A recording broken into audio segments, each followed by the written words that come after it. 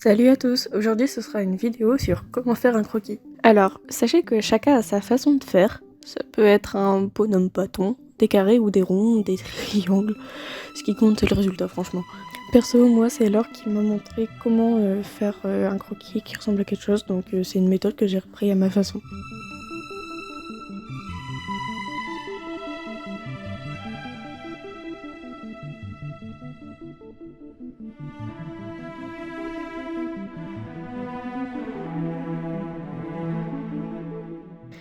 Le plus commun pour les visages, c'est faire un rond, un trait à la verticale passant par le centre, et après c'est les joues de la façon que vous voulez, des joues joufflues, un visage allongé, ça tout dépend du style de perso que vous voulez faire. Bon, bien sûr, ce n'est pas tout, oubliez pas d'ajouter les yeux, le nez, la bouche et les oreilles. Et un truc que moi-même j'oublie, les sourcils.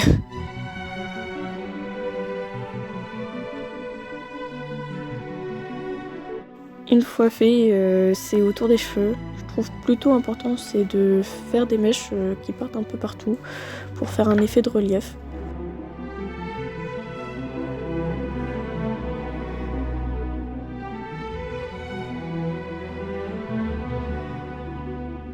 Bon, faites pas gaffe aux oreilles de chat, c'était un essai. Passons maintenant à l'étape du corps. Ce sera une position basique et simple. Genre, tout ce qui est normal, il se tient droit.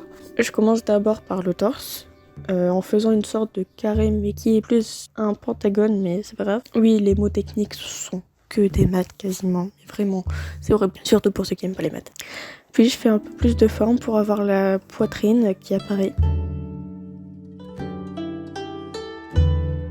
Ensuite, je trace un trait au milieu pour simuler la colonne vertébrale. On arrive à l'endroit du bassin où il faut faire apparaître les hanches et le début des cuisses.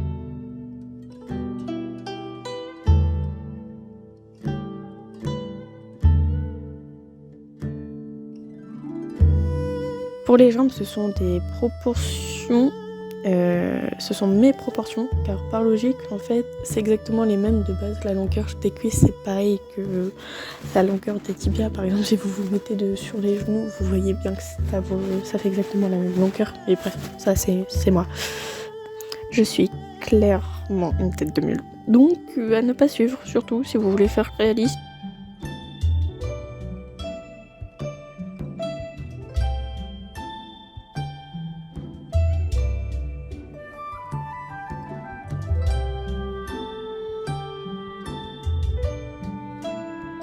Sinon, pour les pieds, c'est plutôt simple, c'est intriguant, rien de plus, vraiment.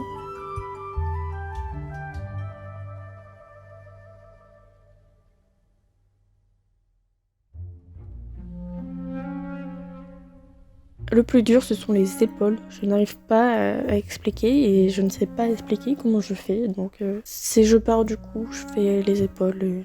Mais pour la longueur des bras, en fait, quand vous vous mettez debout, vous mettez votre bras contre le corps, vous voyez que ça arrive au milieu de la cuisse. Vous cherchez le milieu et voilà, vous avez le coude.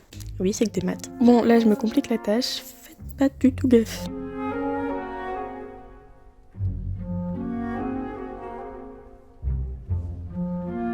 Pour les croquis, j'utilise du 4H ou du 3H pour pas que ça se voit vraiment. Ça se voit, mais c'est très facile à gommer. Mais sinon, pour les détails, j'utilise du HB, tout ce qui est plus classique.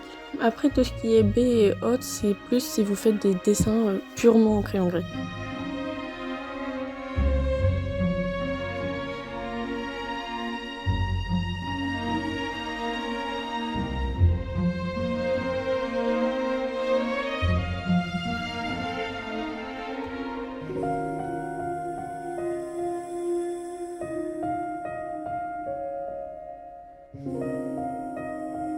Bon, la partie vêtements et coiffure, franchement, vous faites comme vous le sentez. Si vous voulez faire un pantalon, vous suivez la courbe des jambes. Vous voulez faire un top, vous allez au niveau un peu en dessous de la poitrine en partant un peu en diagonale.